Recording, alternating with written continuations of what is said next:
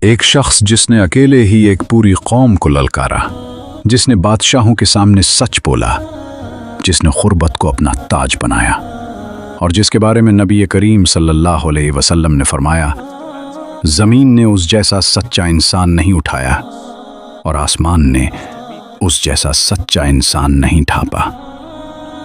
یہ کہانی ہے اس شیر بیاباں کی جو ریگستان کی تپتی ریت میں پیدا ہوا، جس کا نام تھا ابو ذر غفاری۔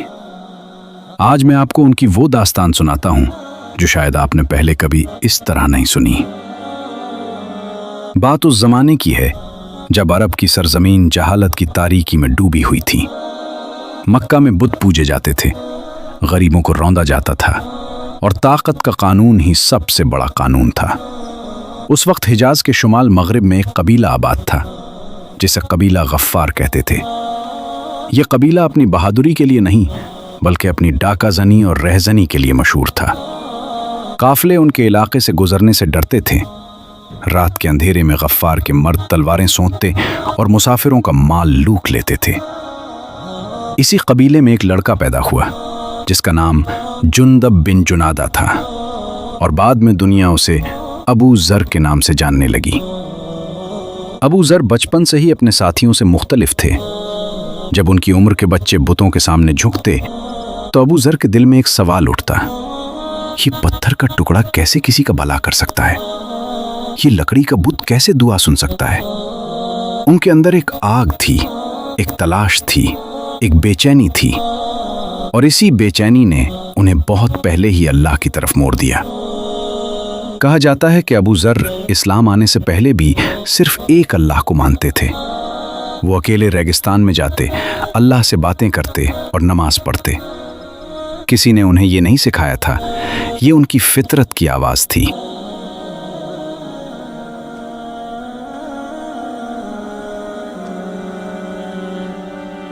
پھر وہ دن آیا جب مکہ سے ایک خبر ان کے قبیلے تک پہنچی۔ خبر یہ تھی کہ مکہ میں ایک شخص نے نبوت کا دعویٰ کیا ہے جو لوگوں کو ایک اللہ کی طرف بلاتا ہے اور کہتا ہے کہ بت بے فائدہ ہے۔ ابو ذر کا دل دھک سے رہ گیا۔ انہوں نے اپنے بھائی انیس کو بلایا اور کہا، بھائی مکہ جاؤ اور اس شخص کے بارے میں پتہ کرو۔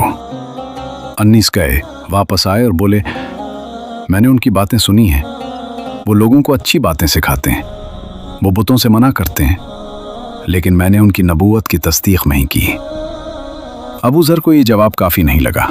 انہوں نے سوچا، مجھے خود جانا چاہیے۔ اور یہ فیصلہ کوئی معمولی فیصلہ نہیں تھا۔ مکہ اور ان کے درمیان سینکڑوں میل کا سفر تھا، تپتا ہوا ریگستان تھا، نہ پانی نہ سایہ۔ لیکن ابو ذر نے زاد راہ باندھا، اونٹ پر سوار ہوئے اور مکہ کی طرف چل پڑے۔ جب وہ مکہ پہنچے تو انہیں معلوم نہیں تھا کہ وہ شخص کون ہے اور کہاں ملے گا۔ مکہ میں پوچھنا بھی خطرناک تھا، کیونکہ قریش کے لوگ اس نئے دین کے خلاف تھے اور جو بھی ہمدردی دکھاتا اسے مارا پیٹا جاتا تھا۔ ابو ذر مسجد حرام میں آ کر بیٹھ گئے۔ رات ہوئی تو حضرت علی رضی اللہ عنہ وہاں سے گزرے۔ انہوں نے دیکھا کہ ایک انجان مسافر یہاں بیٹھا ہے۔ حضرت علی رضی اللہ عنہ انہیں اپنے گھر لے گئے اور کچھ نہیں پوچھا۔ دوسرے دن پھر یہی ہوا۔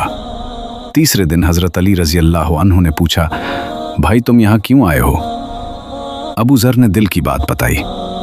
حضرت علی رضی اللہ عنہ نے مسکراتے ہوئے کہا، میں تمہیں اس شخص کے پاس لے جاتا ہوں جن کی تم تلاش کر رہے ہو، لیکن راستے میں میرے پیچھے چلنا۔ اگر مجھے کوئی خطرہ لگا تو میں رک کر جوتا ٹھیک کرنے لگوں گا، تم سمجھ جانا اور آگے بڑھتے رہنا۔ اور پھر وہ لمحہ آیا۔ ابو ذر اس کمرے میں داخل ہوئے جہاں رسول صلی اللہ علیہ وسلم تشریف فرما تھے۔ ابو ذر نے اسلام کا کلمہ پڑھا اور مسلمان ہو گئے، لیکن ابو ذر تھے۔ ان میں ایک عجیب جرت تھی، ایک عجیب بے باکی تھی۔ رسول صلی اللہ علیہ وسلم نے انہیں فرمایا، ابھی اسلام کو ظاہر نہ کرو، حالات ٹھیک نہیں ہیں۔ لیکن ابو ذر سے رہا نہ گیا۔ وہ سیدھے مسجد حرام گئے جہاں قریش کے سردار بیٹھے تھے اور بلند آواز سے پکارا، اشہد ان لا الہ الا اللہ واشہد ان محمدن رسول اللہ۔ قریش کے لوگ بھڑک اٹھے۔ انہوں نے ابو ذر کو پکڑ لیا اور اتنا مارا کہ وہ بے ہوش ہو گئے۔ حضرت عباس رضی اللہ عنہ وہاں سے گزرے۔ انہوں نے ابو ذر کو بچایا اور کہا، یہ قبیلہ غفار کا آدمی ہے، اگر اسے مار ڈالا تو تمہارے تجارتی راستے بند ہو جائیں گے۔ قریش نے ہاتھ روک لیے۔ اگلے دن ابو ذر پھر اٹھے، پھر مسجد حرام گئے، پھر بلند آواز سے کلمہ پڑھا، پھر مار کھائی، پھر بے ہوش ہوئے۔ یہ ان کی ضد نہیں بلکہ ان کا یقین تھا۔ وہ جانتے تھے کہ سچ چھپانا نہیں چاہیے، سچ کو بلند آواز سے کہنا چاہیے، چاہے مار پڑے، چاہے جان جائے۔ رسول صلی اللہ علیہ وسلم نے انہیں فرمایا، اب اپنے قبیلے کی طرف لوٹ جاؤ اور وہاں اسلام پھیلاؤ۔ جب اللہ کا حکم آئے گا تو ہم تمہیں بلا لیں گے۔ ابو ذر واپس قبیلہ غفار کی طرف روانہ ہوئے، وہی قبیلہ جو ڈاکوؤں کے لیے مشہور تھا، جہاں بت پوجے جاتے تھے اور جہاں کوئی اللہ کا نام لینے والا نہیں تھا۔ ابو ذر نے وہاں اسلام کا پیغام پہنچانا شروع کیا۔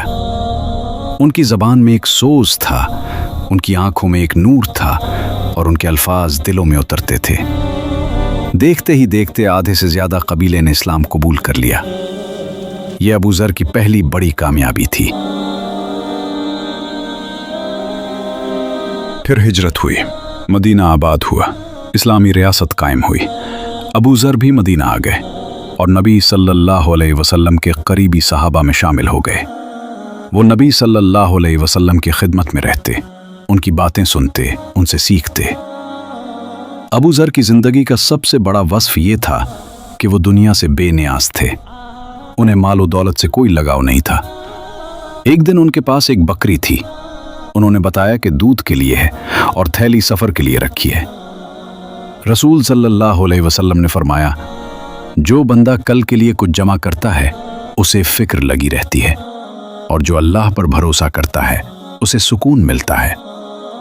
ابو ذر نے بکری صدقہ کر دی۔ غزوات میں ابو ذر ہمیشہ آگے رہتے تھے، بدر میں، احد میں، خندق میں، ہر جگہ ان کی تلوار دشمن کے لیے قہر بن کر ٹوٹتی تھی۔ لیکن ان کی سب سے بڑی جنگ تلوار سے نہیں، زبان سے تھی۔ وہ ہمیشہ سچ بولتے تھے، چاہے سننے والا کوئی بھی ہو۔ نبی صلی اللہ علیہ وسلم کے وصال کے بعد ابو ذر کا دل بہت غمگین رہنے لگا۔ حضرت ابو بکر رضی اللہ عنہ اور حضرت عمر رضی اللہ عنہ کے دور میں وہ قریبی مشیر رہے۔ حضرت عثمان رضی اللہ عنہ کے زمانے میں انہوں نے دولت کی زیادتی اور غیر منصفانہ تقسیم کی مخالفت کی۔ آخرکار ابو ذر کو مدینہ سے باہر ربضہ بھیج دیا گیا۔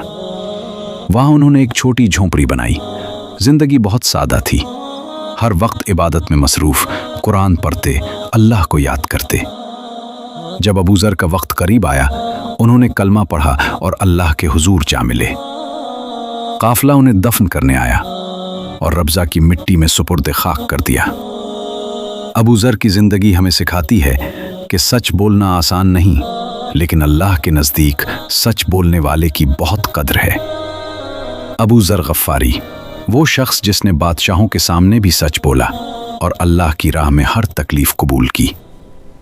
ان کی غربت ان کی دولت تھی، ان کی تنہائی ان کا جشن تھی، اور ان کی موت ان کی فتح تھی۔ اللہ تعالیٰ ابو ذر غفاری رضی اللہ عنہ پر رحمت فرمائے اور ہمیں ان کی زندگی سے سیکھنے کی توفیق عطا فرمائے۔ آمین۔